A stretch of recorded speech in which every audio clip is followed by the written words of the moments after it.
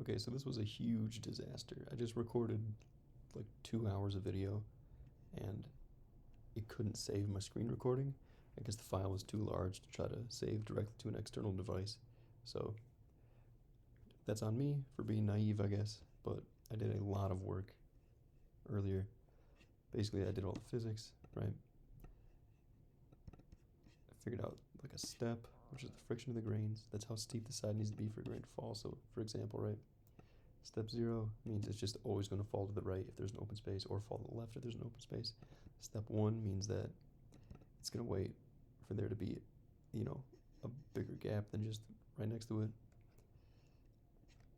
I ran into this issue, I debugged it, I figured it out, a lot of print statements. It was a little embarrassing, so maybe it's a good thing that it didn't get saved, but, I thought it was nice. Came with the direction enum, look at all this. I wrote all this stuff. Advanced frame, look, I made this whole thing. Like, it was a whole thing I gotta show you. I mean, I guess it'll be cool because I can show you the final result, and that's gonna be worth it in the end, right? But actually writing this code is lost to the space. I'm not gonna rewrite this. It was fun, but I'm not gonna do it again. So I'm sorry about that.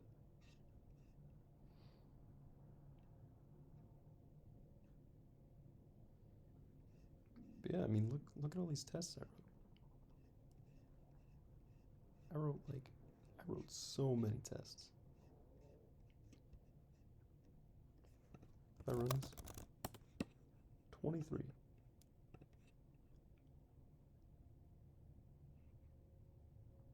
23 tests.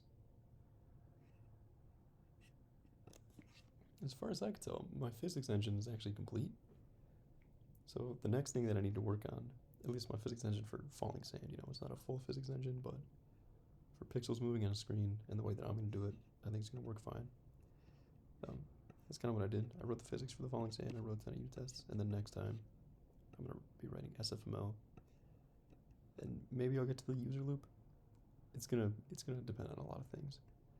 But definitely next time I'm going to be looking at the SFML bindings for Rust and trying to get up to speed with that, kind of relearn what I know and put what I know to use. Sorry this video is short. I swear, it was like an hour and 45 minutes. It's just gone now. I'm kind of frustrated about it, but I guess it is what it is. And we'll move on. See you next time.